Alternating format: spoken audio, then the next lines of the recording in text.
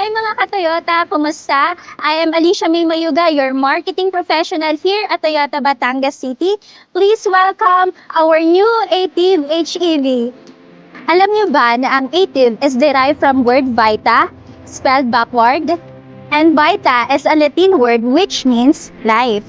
By reversing it to Ative, Toyota aims to symbolize vitality, energy, and of course, youthful spirit. Let's take a look naman sa ating Ative exterior. Meron itong long wheelbase and large diameter tire na nagbibigay ng powerful looking sa lower body. At syempre, it has slanted rear silhouette na nagbibigay naman ng sleek and elegant look. Sa low-profile bumper and side pontoons naman, it expresses a stance with low center of gravity.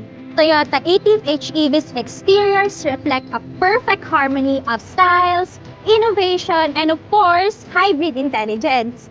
Let's take a look naman sa ating interior.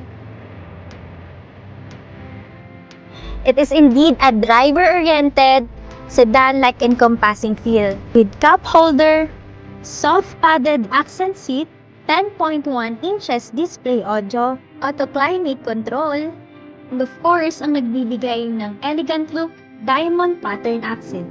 As you can see, it is very spacious. It has rim vents with USB Type-C ports available. Ano nga ba ang key changes ng ating Toyota Ative compared to other sedan? It is taller, longer, and also wider.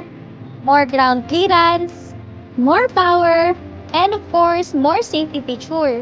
At alam mo ba na ito ang pinaka-affordable na Toyota HEV? Kaya ano pang hinihintay mo? Basta Toyota, mag-Toyota Batangas City ka na!